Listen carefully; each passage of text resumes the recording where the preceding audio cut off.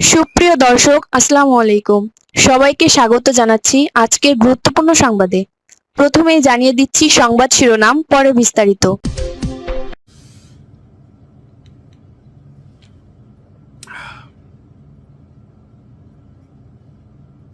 কি মনে হয় যে নির্বাচনটা কি আসলে আগামী ফেব্রুয়ারিতে হবে?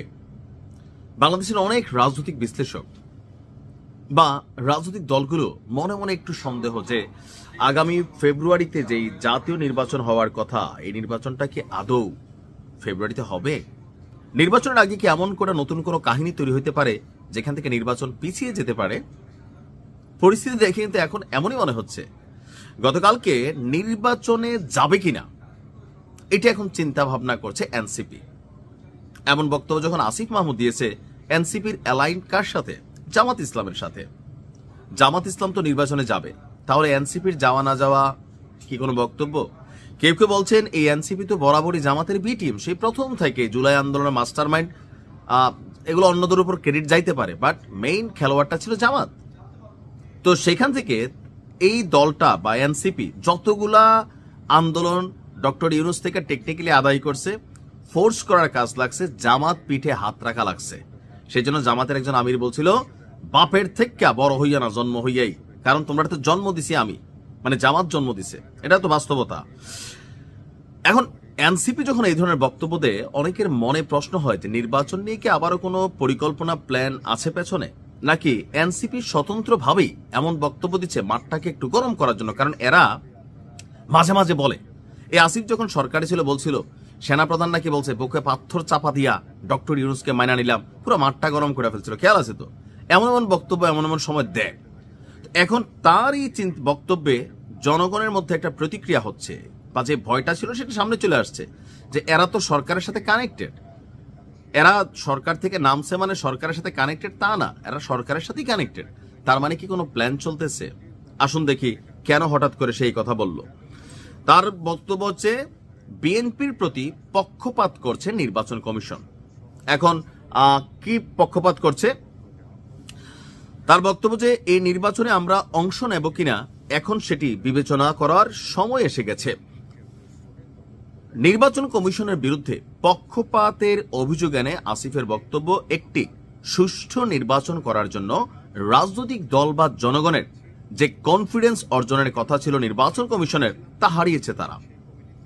যদি এভাবে নির্বাচনের কার্যক্রম সামনের দিকে যেতে থাকে তো নির্বাচন আসি তো ভাই মাসখানেকার।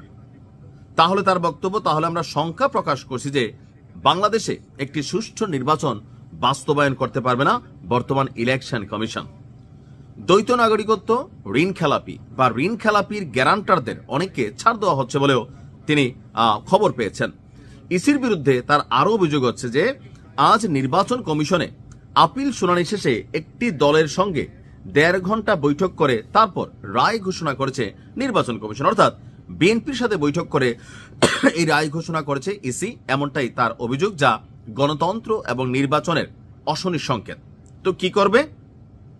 তার বক্তব্য যদি এমনই হয়, এই নির্বাচন কমিশনকে ঢেলে সাজাইতে হইতে পারে, সময় নিয়ে পেছনে নিয়ে নির্বাচন পরবর্তী সময় হইতে পারে, বাট এরকম অগোছালো অথবা পক্ষপাত দুষ্ট একটা নির্বাচন তারা চায় না।